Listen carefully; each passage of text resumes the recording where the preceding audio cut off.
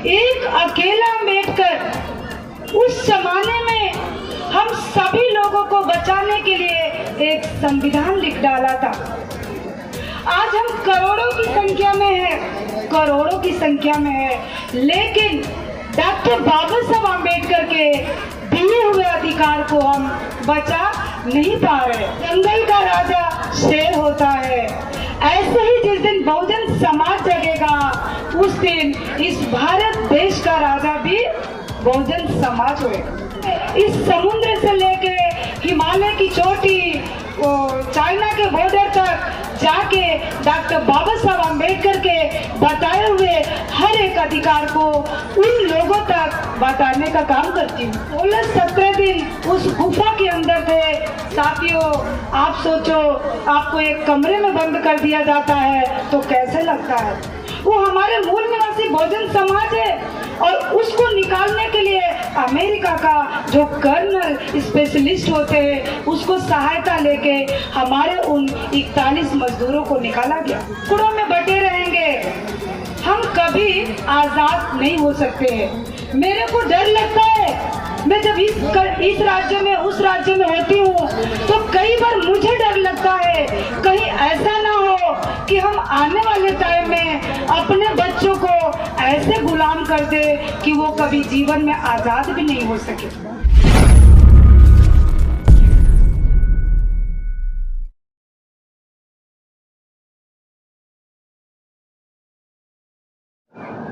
और इस पे 2 विषय दिए गए हुए और एक गंभीर चर्चा है ये, क्योंकि महापरिनिर्वाण दिन होता है और आज के दिन ही डॉक्टर बाबा साहब अम्बेडकर की डेथ हुई थी। उस दिन की बात है जब नानक रत्तूचंद जी काम कर रहे थे और डॉक्टर बाबा साहब अम्बेडकर उनको घर जाना नहीं देना चाहते थे। और डॉक्टर बाबा साहब अम्बेडकर ने नानक रत्तूचंद से कहा था कि आज आप घर मत जाओ, आज कुछ काम कर लो, लेकिन उनको कुछ जरूरी काम आने की वजह से उन्होंने फैमिली का प्रॉब्लम बता के वो 12 बजे के बाद अपने घर चले गए थे। जब वो घर जा ही रहे थे तो रास्ते में उनकी साइकिल पंचर हो गई। उनको घर जल्दी जाना था, लेकिन साइकिल पंचर होने की वजह से उनको लेट जाना पड़ा।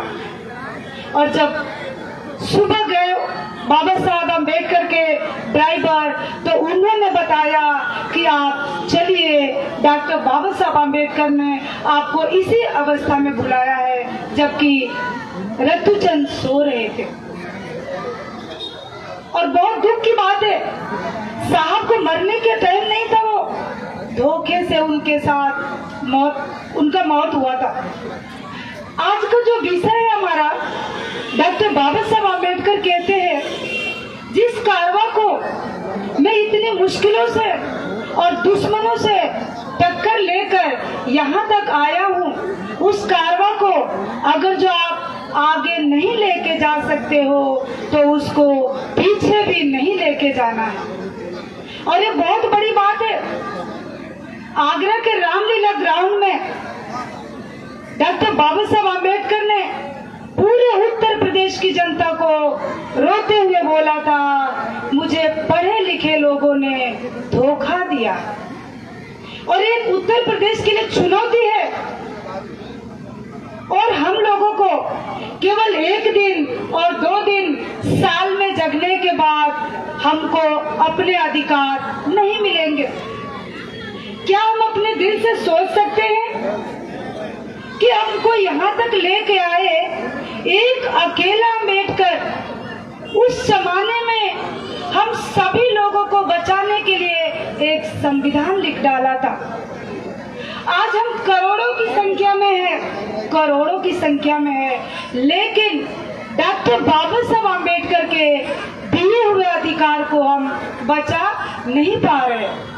हम आते हैं, मंचों पे भाषण करते हैं और चले जाते हैं। तो हमारे कथनी और करने में फर्क है। इसलिए हमको आजादी नहीं मिल रही है। साथियों, जिस दिन बहुजन समाज के लोग जग जाएंगे उस दिन शासक वर्ग बन सकते हैं। जैसे जंगल देखा है, एक जंगल का राजा शेर होता है, ऐसे ही जिस दिन बहुजन समाज जगेगा उस दिन इस भारत देश का राजा भी बहुजन समाज होगा। लेकिन हमको जानने की जरूरत है, हमको पहचानने की जरूरत है हम समाज और देश के प्रति हमारे क्या अधिकार है, ये हमको सवाल करने की जरूरत है। ये नहीं कि हम एक दिन इकट्ठे होते हैं और उसके बाद से हम गायब हो जाते हैं। नहीं, हमने जो सोच लिया है उस रास्ते पे चलेंगे तो हम समाज और देश के लिए काम कर सकते हैं। मैं भी डॉक्टर बाबा साहब आम्बेडकर की सिपाही हूँ, राष्ट्रीय प्रचारक हूँ, भारत देश के हर कोने में जाती हूँ, जिधर भी मेरी ड्यूटी लगाई जाती है मैं जाती हूँ और अपने समाज को जगाने का काम करती हूँ। मैंने इस धरातल से, इस समुद्र से लेके हिमालय की चोटी, चाइना के बॉर्डर तक जाके डॉक्टर बाबा साहब आम्बेडकर के बताए हुए हर एक अधिकार को उन लोगों तक बताने का काम करती हूँ। 4 दिन पहले मैं उत्तरकाशी में थी और उस दिन उत्तरकाशी में चिनाइल सोड में 41 मजदूर फंस गए थे और कितनी मुश्किलों से उनको निकाला गया है कि हम बता नहीं सकते हैं। वो 16-17 दिन उस गुफा के अंदर थे। साथियों, आप सोचो, आपको एक कमरे में बंद कर दिया जाता है तो कैसे लगता है। वो हमारे मूल निवासी बहुजन समाज है और उसको निकालने के लिए अमेरिका का जो कर्नल स्पेशलिस्ट होते हैं उसको सहायता लेके हमारे उन 41 मजदूरों को निकाला गया।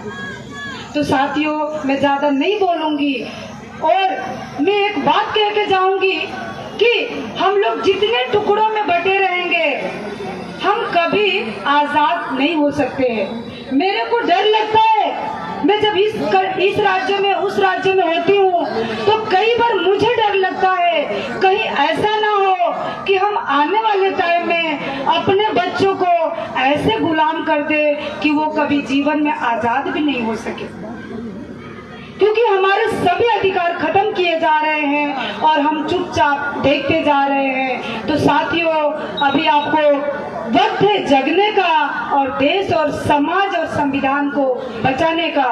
तो मैं इस मौके पे ज्यादा नहीं बोलूंगी, आप लोगों ने मेरी बात ध्यानपूर्वक सुनी, इसके लिए धन्यवाद, आभार।